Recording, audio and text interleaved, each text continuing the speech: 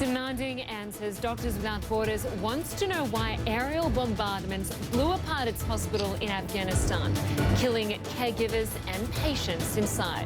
Plus,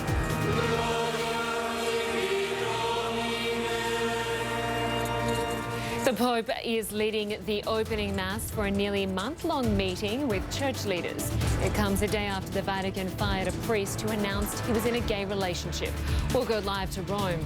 Also, the father of the shooter who killed 9 people in Oregon talks to CNN about gun control in the US and opens up about his heartache.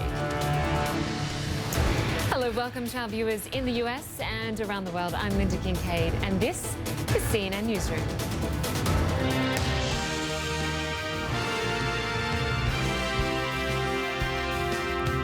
Let's begin in Afghanistan, where we're learning more about a deadly airstrike on an aid hospital in the northern city of Kunduz. The US military is investigating whether one of its gunships is responsible for the attack. Doctors Without Borders, which runs the hospital, says the strike lasted for almost an hour. 12 staff members and 7 patients were killed, including 3 children. US President Barack Obama is offering his deepest condolences to the doctors, staffers and civilians killed or injured in the strike, but he's not yet accepting blame for what happened. He said the Department of Defense has launched a full investigation and we will await the results of that inquiry before making a definitive judgment as to the circumstances of this tragedy. For the latest, let's bring in CNN international diplomatic editor Nic Robertson. He joins us live from Kabul. Nic, the United Nations has come out with some pretty harsh words. They're calling it tragic, inexcusable, possibly even criminal. We know the United States is investigating, but do you think there will be an independent investigation? Can we expect that? An independent investigation is what Doctors Without Borders are asking for. They want to make sure that it is transparent and that it's open to the world to see.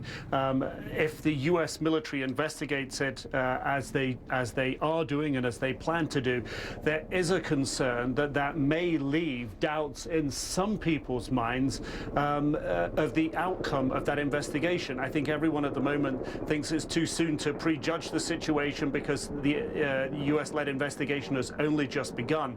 But what Doctors Without Borders says that is very important here, it's not just what happened at the hospital in Kunduz. This sends a message for all their facilities and all their facilities across the world and all other medical facilities across the world that are in war-torn places. If the United States accidentally strikes a hospital, then that gives others in conflict zones greater latitude to feel that hospitals could get involved in the conflict. So what they're calling for is something that is an investigation that is very, very clear, that's transparent to the whole world, and everyone gets a clear picture and understanding of precisely what happened and why it happened and how it happened. So that's a concern. What the Doctors Without Borders are telling us today is that the hospital in Kunduz, their hospital in Kunduz, is no longer functional because of the level of destruction that happened there. We've also heard some very harrowing accounts from a nurse who was at the hospital. She was in her room at the time.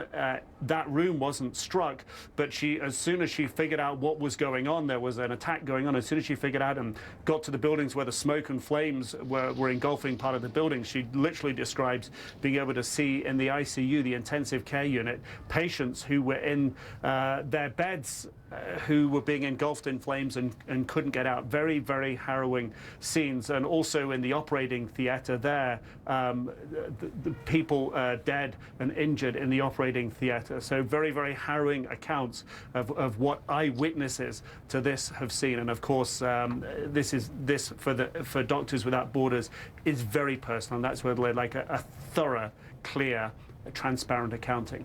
And they do deserve that investigation. The Afghan ministry, of course, said that Taliban militants were hiding in this hospital.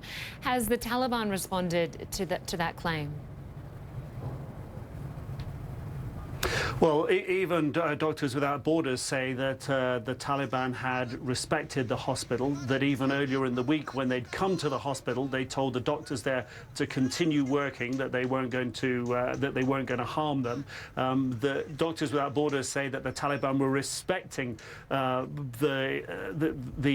the limits of the hospital compound as being a limit for no weapons to be brought in. They say the Taliban were respecting that. However, what we've heard from the government, they said that the Taliban were hiding behind people, using people as human shields. The government talked about summary executions of medical workers. Amnesty International also published a report about the fighting in Kunduz earlier in the week, which talked about summary execution of medical workers. So there are a lot of details that we just don't know, a lot of details that an investigation would put out in the open for everyone to see. But the concern is that were the Taliban in there firing from there? Was that why firepower was called in on there?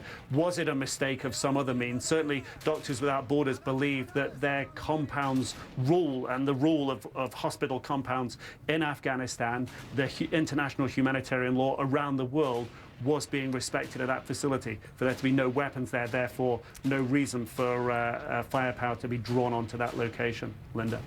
Okay, Nic Robertson in Kabul, Afghanistan. Thank you very much for that update.